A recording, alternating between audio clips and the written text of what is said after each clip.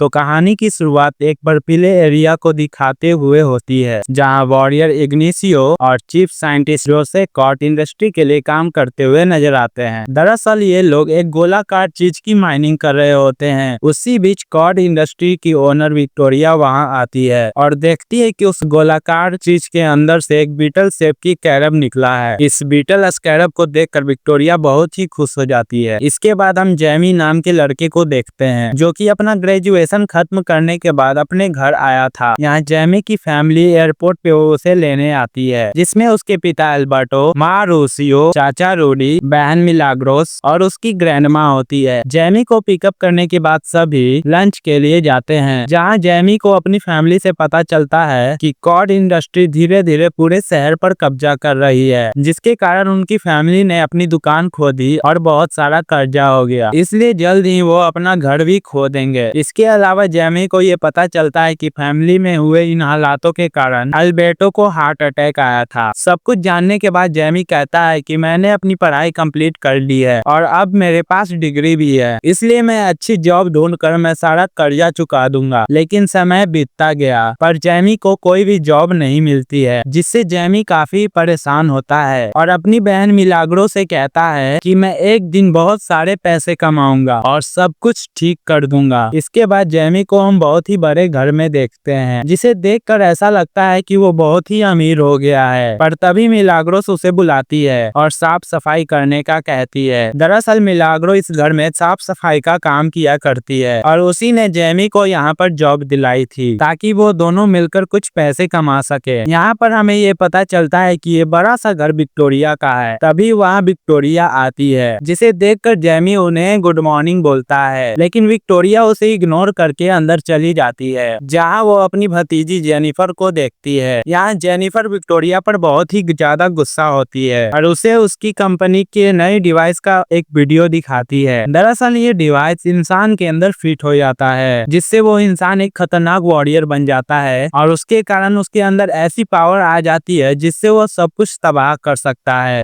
Jennifer अब गुस्से में आकर विक्टोरिया से कहती है कि इस कंपनी को ऐसे हथियार बनाने का काम नहीं करना चाहिए। असल में ये कंपनी जेनिफर के पिता की थी, पर उनकी डेथ के बाद विक्टोरिया इस कंपनी की ओनर बन गई और जेनिफर के पिता की आखिरी इच्छा थी कि उनकी कंपनी इस तरह के डिवाइस ना बनाए, इसलिए जेनिफर विक्टोरिया के खिलाफ थी। खैर विक्टोरिया जेनिफर को याद दिलाते हुए कहती है कि ये कंपनी मेरे हाथों में है, इसलिए मैं जो चाहूँ वो कर सकती हूँ, लेकिन जेनिफर अभी भी उनके खिलाफ थी। तब विक्टोरिया का बॉडीगार्ड इग्नासियो उसे रोकने की कोशिश करता है। ये देखकर जैमी जेनिफर को बचाने के लिए आता है, जिससे विक्टोरिया जैमी और मिलाग्रो को जॉब से निकाल देती है। इस बात से जेनिफर को जैमी के लिए बहुत ही बुरा लगता है, इसलिए वो उसे अपना नंबर देते हुए नई जॉब दिलाने को कहती है। इसी रात जैमी जेनिफर को मैसेज भेजने का सोचता है, बट वो बहुत ही नर्वस था। तब उसके पिता उसे मोटिवेट करते हुए जेनिफर को मैसेज करने का कहते हैं, जिससे जैमी उसे मैसेज भेज देता है। अगले दिन जैमी को एक कंपनी में मीटिंग के लिए बुलाया जाता है। तभी हम जेनिफर को इस कंपनी के लैब में जाते हुए देखते हैं, जहां उसे बीटल स्कैरब दिखाई देता है और वो उसे बर्गर बॉक्स में रखकर भाग जाती है। जिसके बाद जोसेफ लैब में आता है और देखता है कि स्कैरब गायब हो चुका है, इसलिए वो सिक्योरिटी को कंपनी के सभी गेट बंद करने का ऑर्डर दे देता है। यहाँ जेनिफर सिक्योरिटी अलार्म का आवाज सुनकर डर जाती है। तभी उसे जैमी मिलता है, जिसे देखकर जेनिफर उसे वो बॉक्स दे देती है और कहती है कि तुम्हें इस बॉक्स की रक्षा करना है, जिसके बदले मैं तुम्हें पैसे दूंगी। साथ ही वो उसे इस बॉक्स को ना खोलने का कहती है। इसके बाद जैमी इस कंपनी से बाहर चला जाता है और गार्ड जेनिफर की तलाशी करने के लिए उसके पास आ जाते हैं। इसके बाद हम जैमी को उसके घर में देखते हैं, जहाँ उसकी फैमिली उस बॉक्स को खोलने का कहती है। वो लोग जैसे ही उस बॉक्स को खोलते हैं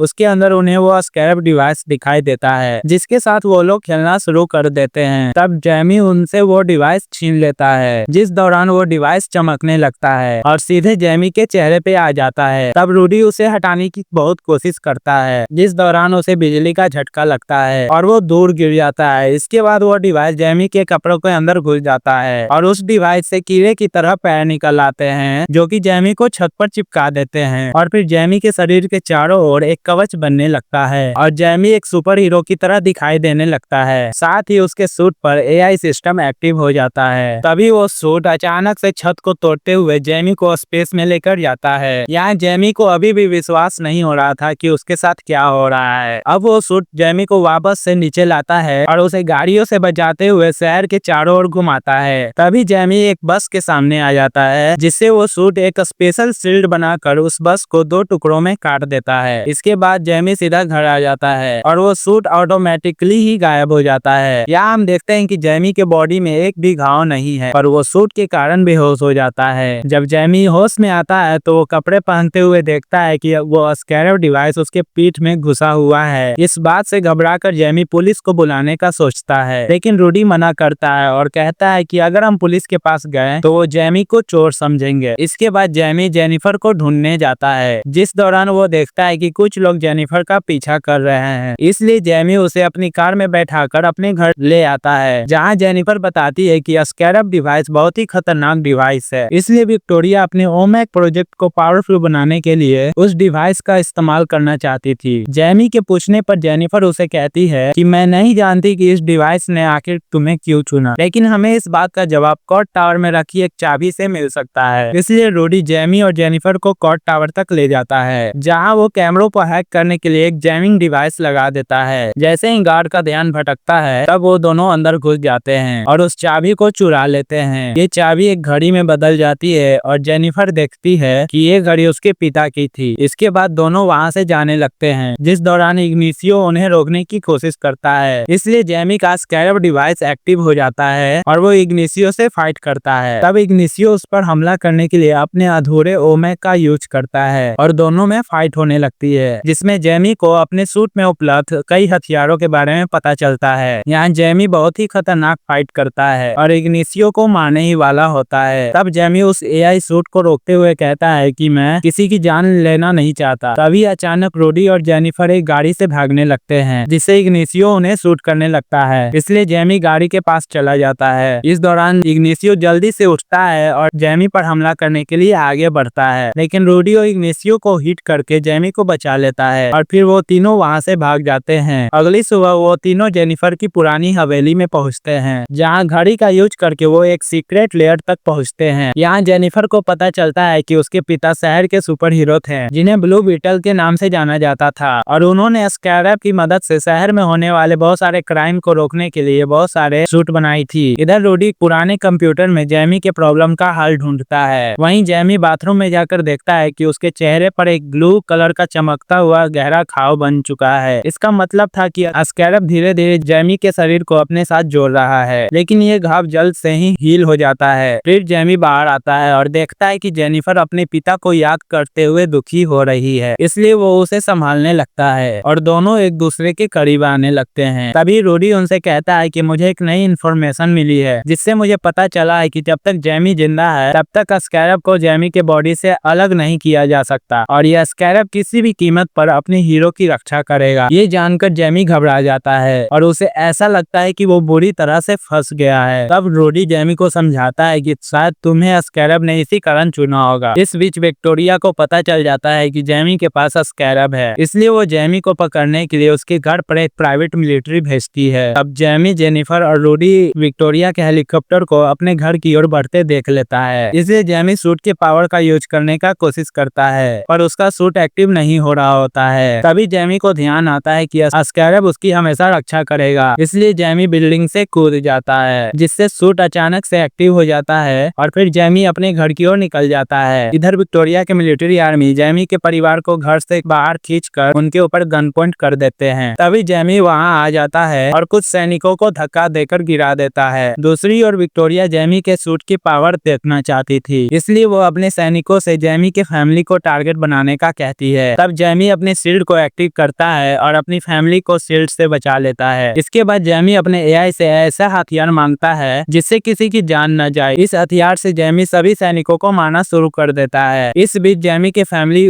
वहां से भागना शुरू कर देती है, जिस दौरान मिलाग्रोस गिर जाती है। जब एल्बर्टो उसकी मदद करने के लिए उसके पास जाता है, तब एक सैनिक अल्बर्टो पर हमला करके उसी बुरे तरह से घायल कर देता है, जिससे उसे हार्ट अटैक आ जाता है। फिर यहाँ हेलीकॉप्टर पर से विक्टोरिया का बॉडीगार्ड इग्नेशियो जैमी को टारगेट पे ले लेता है और उसे शूट करने लग जाता है कि तभी जैमी को अपने पिता की आवाज सुनाई देता है, इसलिए वो उन्हें बचाने के लिए जाने लगता है। जिस दौरान इग्नेशियो ब्लू बीटल को कमजोर करने वाली टेक्नोलॉजी से अटैक करके जैमी को नीचे गिरा देता है। थोड़ी ही देर में जैमी के घर को ब्लास्ट करके जला दिया जाता है। यहाँ जैमी अपने पिता को मरते हुए देख रहा था, पर वो चाह कर भी उनकी हेल्प नहीं कर सकता था। अब इग्निशियो जैमी के पास आता है और उसे अपने साथ ले जाता है। अगली सुबह हम जैमी के फैमिली को देखते हैं, जो कि अल्बर्टो के मरने से बहुत ही दुखी थे। तभी ग्रैंडमा सभी को हौसला देते हुए कहती है कि हमें रोने की बजाय जैमी को बचाने के लिए कुछ करना चाहिए। तभी वहाँ जेनिफर आती है और पूरी फैमिली को अपने पिता की उस जगह पर ले जाती है जहाँ उन्होंने बग नाम का एक एयरक्राफ्ट बनाया था, जिससे बहुत ही स्पीड से उड़ा जा सकता था। इसके अलावा उन्हें यहाँ लड़ने के लिए बहुत सारे गैजेट मिलते हैं, जिसमें मिलाग्रोस कुछ गैजेट के साथ एक ग्लव वाला गैजेट भी उठा लेती है। वहीं ग्रैंडमा और ओसियो दूर से हमला करने वाले हथियारों को चुनती हैं।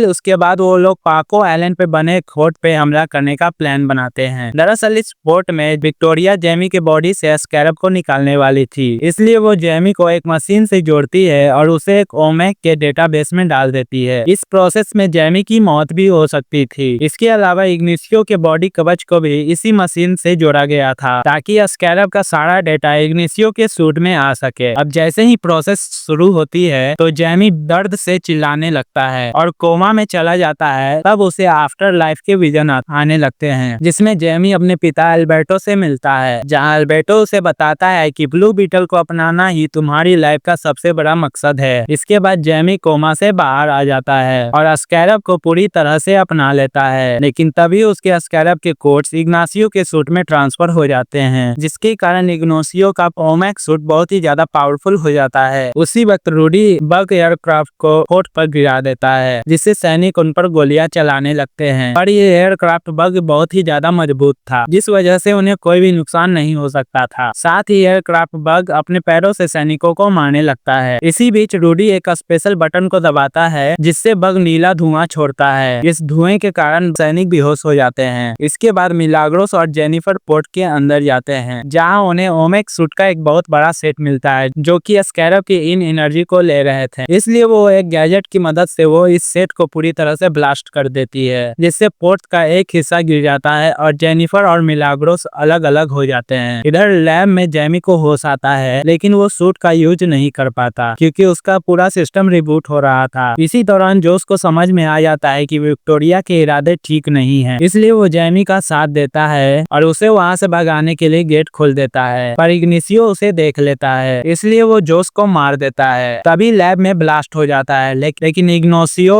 विक्टोरिया को बचा लेता है, जिसके बाद विक्टोरिया जेनिफर को पकड़ने के लिए निकल जाती है। इधर जैमी के सामने बहुत सारे सैनिक आ जाते हैं। तब उसकी ग्रैंडमा वहाँ आ जाती है और गैजेट की मदद से उन सभी सैनिकों को एक झटके में हरा देती है। अब सभी बग के अंदर जाते हैं, पर मिलाग्रोस और जेनिफर अभी भी वहाँ नहीं आए थे, इसलिए जैमी उन दोनों को बचाने के लिए वापस फोर्ट के अंदर जाता है। यहाँ मिलाग्रोस अपने गैजेट यूज करके खुद को सैनिकों से बचा रही होती है, लेकिन सैनिक उसे जल्द ही घेर लेते हैं। तभी वहाँ जैमी आ जाता है और उसका सूट भी एक्टिव हो जाता है। अब जैमी इस सूट को पूरी तरह से कंट्रोल कर सकता था, इसलिए जैमी कुछ ही देर में उन सभी सैनिकों को एक झटके में हरा देता है। इसी दौरान इग्निशियो वहाँ आ जाता है और जैमी को दीवार के दूसरी तरफ फेंक देता है। जैमी खुद को इग्निशियो से बचाता है और फिर लड़ने के लिए इग्निशियो के पास जाता है, जिससे वो दोनों लड़ते हुए स्पेस में चले जाते हैं और एक दूसरे पे अटैक करते हुए वापस से जमीन पे गिरने लगते हैं। इस बीच विक्टोरिया जेनिफर को बंदी बना लेती है और यहाँ से भागने की तैयारी करती है, लेकिन तभी जेनिफर अपने पिता का स्पेशल गम बम हेलीकॉप्टर में डाल देती है, जिससे हेलीकॉप्टर क्रैश हो जाता है, पर जेनिफर और विक्टोरिया बच जाते हैं। यहाँ जेनिफर